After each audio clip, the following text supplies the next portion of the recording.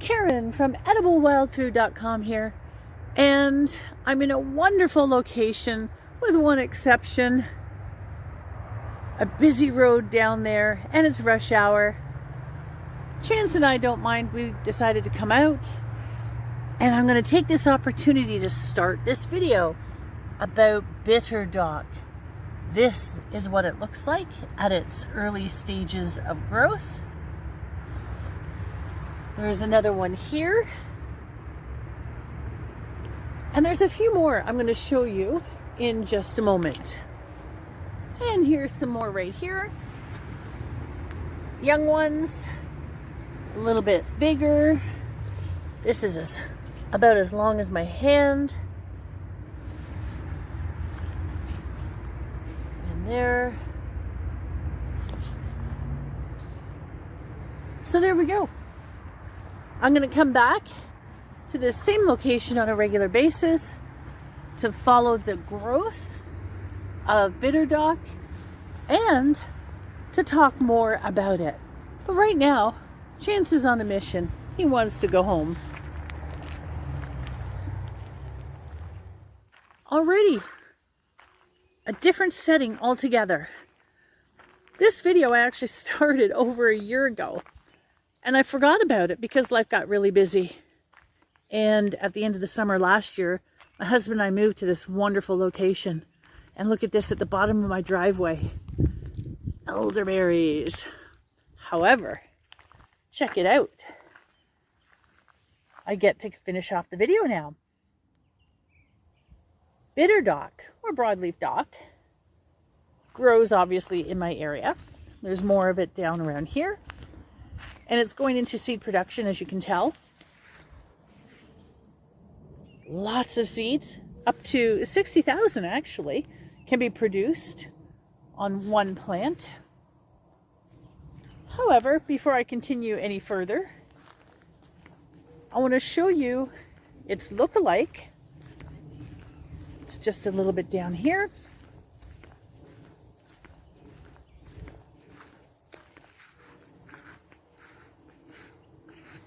The curly dock, or yellow dock. The leaf structure is narrow. The margins of the leaves are quite wavy. But as you ascend up the stem, it's the same type of structure as broadleaf and massive seed production. This is what the root system looks like, although the root system here isn't that long. This is maybe, I don't know, maybe 7-8 inches long, which is actually quite short. But as you can tell, this is not year 2, this is year 1. So this root system will establish itself further. Well, it would have if I gave it a chance. Anyway, there you can tell is the root system from an older plant.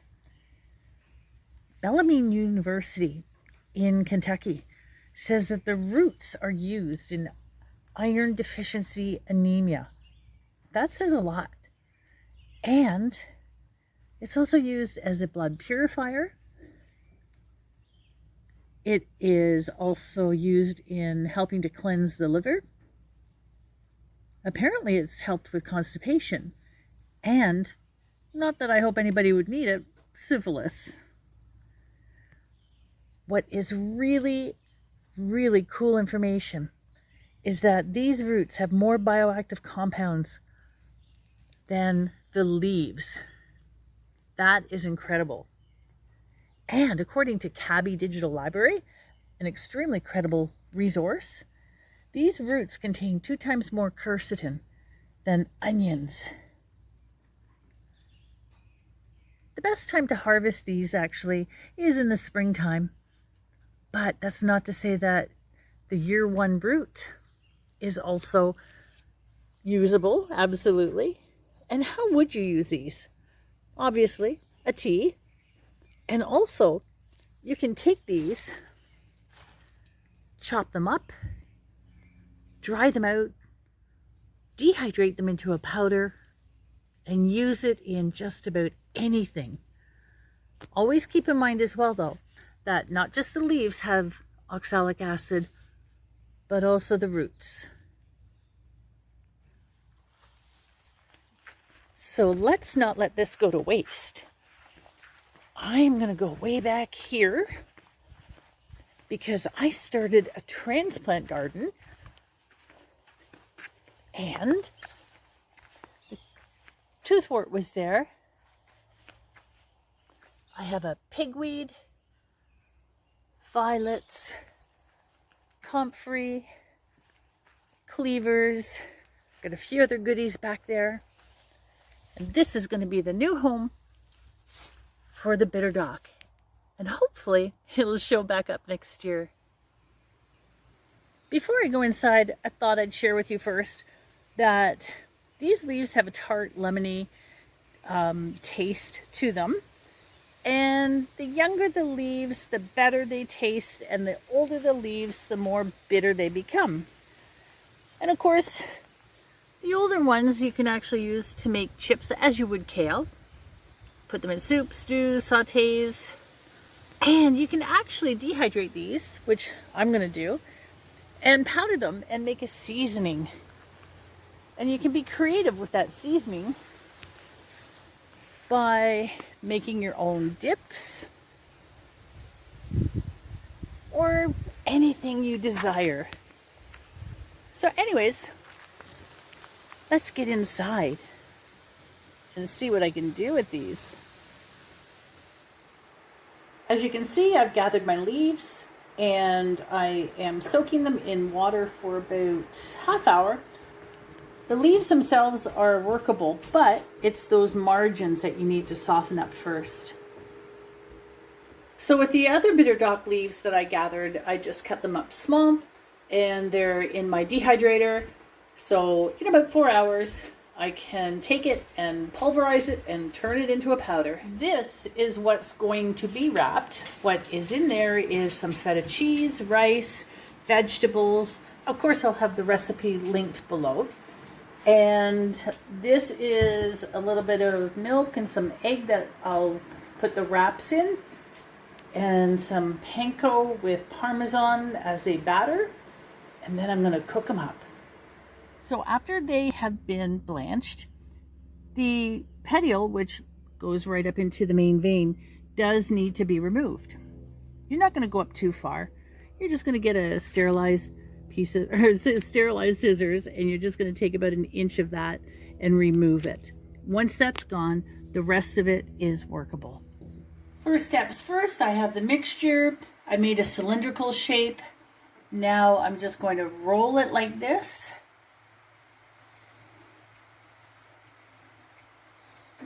I'm going to pinch it. It's going to be a little bit messy. Put it into the egg mixture, into the panko, and then set it aside for cooking. So you just very carefully transfer them to a skillet. I use peanut oil. It's your choice what you want to use. I'm going to let these cook 3 to 4 minutes on one side and then flip them over to the other side. And here we go. You'll see that they do hold together. You still have to be careful though. Oops. And I place it on a plate with paper towels so it absorbs the excess oil. And now to cook the rest. Whoop! Oops. There you go. And now to cook the rest. I have some good news and bad news to finish this video off. The good news is that these tasted great. I wish I had more to show you, but unfortunately I dished them out and my husband and I enjoyed them immensely. However, this one is from my neighbor Nikki. This is for you, hun. It's coming your way shortly. Anyways, thank you everybody for watching this video. All links relevant are in the description below. And thank you for watching right to the very end.